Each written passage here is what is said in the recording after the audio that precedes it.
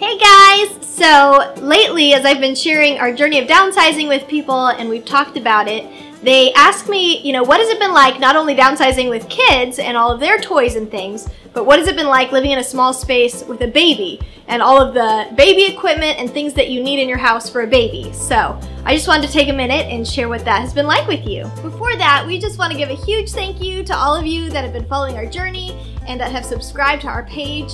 A couple days ago we hit 2,500 subscribers, which is crazy to us. We still can't believe it. We're going to be doing another giveaway soon to show our appreciation, so stay tuned for that. So let's begin. What has it been like living in a small space with a baby? I love you. I give you everything you want me to. Think about it if I could. Little Ava here is our third little one. We have Trey, who turned 6 this week, and then we have Addie, who just turned 4, and then Ava is almost 5 months old. So I just remember thinking with both the first 2 babies and this one, how ironic it is that something so little can make such a huge change in your life and in your home for just how you need to change everything around and bring stuff in. Hand sanitizer, bibs. Okay. What if it's cold when we get there? Mitten, sweater, hat, extra blanket. Here we go. What if it rains? Baby umbrella, raincoat, stroller cover. And I remember with Trey, when I was pregnant with Trey, our first one, Dean and I went into one of those baby stores that has everything baby that you need to register, to make a registry, and just being overwhelmed at the list of the amount of things that were labeled essential that you need for babies. I mean, it was hundreds of things, and we were just like, where do we start? This is crazy. And then living in a bigger house, we were able to get all of the full-size things that we wanted and everything that we thought we needed for a baby.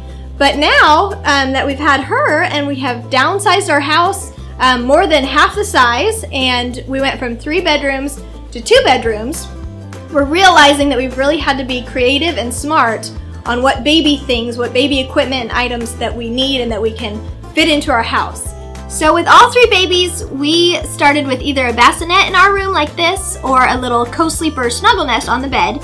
And so with Ava, we decided to do this bassinet next to the bed, and we'll put a little link in the description for this one. These little bassinets with the wheels are really handy living in a smaller space because you can easily move it to get it out of the place, to clean behind under the bed and behind there, or for any other reason just to move it. It's really simple. And then when you have it where you want it, the wheels lock in place as well. So it's worked really good for her for the first few months. When she gets a little bigger though, instead of doing a full-size, big, extravagant crib like we had for our first 2 in our bigger house, we are just going to use a pack and play and put it in the kiddos' room with them. So she will soon join them in their room. And the pack and play is nice because we can just fold it up and get it out of the way if we want to. It doesn't take up a lot of space. If you don't want to buy an extra bassinet, you can also buy the pack and play combo that has the little baby sleeper bed on top attached to it that you can take off when they get older. So it's kind of a 2-in-1 thing.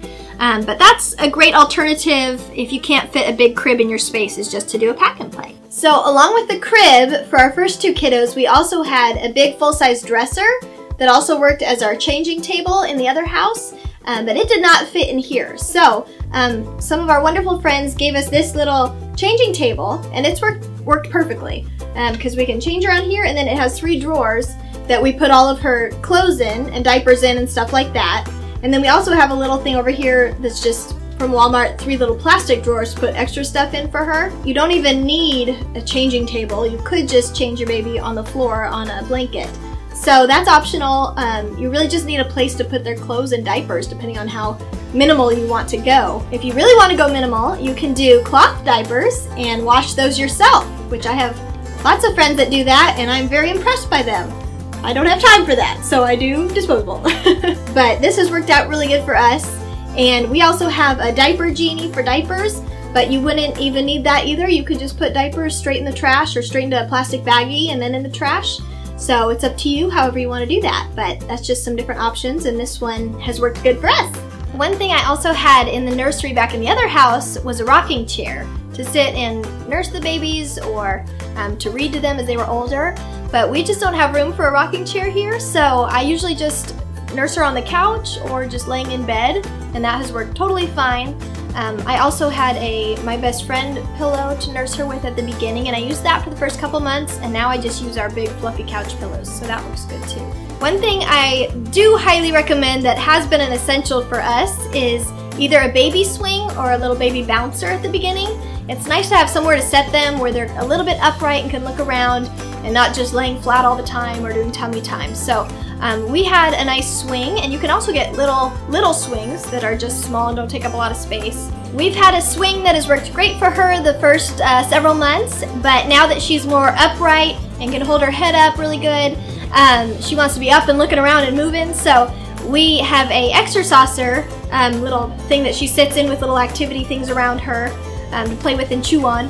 That's in storage, and so we're going to swap out the swing for that so that we don't take up any more space.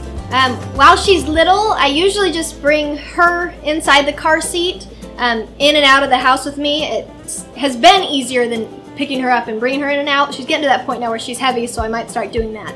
But these first few months, when I bring the car seat in, I just put it back there kind of to the side of the couch so it's out of the way, it's not really visible, but it's worked good just as a place to stash it when we're not out and about.